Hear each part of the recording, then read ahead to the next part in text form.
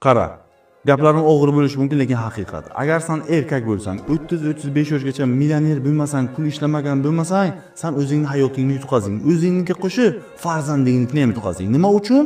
Chunki 30-35 yoshda tizim senga shunaqa muammolarni tiqadi, seni vaqting bo'lmaydi farzandingning tarbiyasi uchun. Keyin ular senga aytadi: "Okey, vaqtingiz yo'qmi tarbiya uchun? Bizga keltirib bering maktabga, sizday ishchi qilib tarbiyalab beramiz" deyshadi.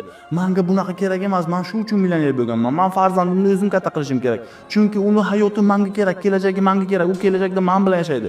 Maktab o'qituvchisi bilan emas. Men ishonaman, farzandimni har bir xatti harakatida o'zim bosh qosh bo'lsam, o'zim tarbiyasi bilan shug'ullansam, trenirovkasi, o'qishi, hammasini pod kontrol bo'lsa, bu farzandimni men Amir Temur qilib tarbiyalashimga ishonaman. Agar men bitta Amir Temur tarbiyalasam, sen bitta Amir Temur tarbiyalasang, boshqasi Amir Temur tarbiyalasa, bu jamiyat qanaqa o'zgaradi tushunabsanmi?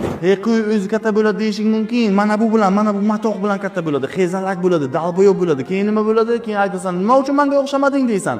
U senga xayrli nima deydi? "Dada, men uchun, meni kelajagim uchun nima qilding?" deydi. Shunda nima deysan? Uyalmaysanmi? Bu kunni ko'rganingdan o'lganing yaxshi. Shu uchun men bu tizimga qarshi chiqaman. Ilm ol, pullik bo'l deyman. Men bir o'zim bu tizimga qarshi chiqib yutqazishim mumkin, lekin harakat qilmasam yutqazishim aniq. Drinking dope turned me to a superhero.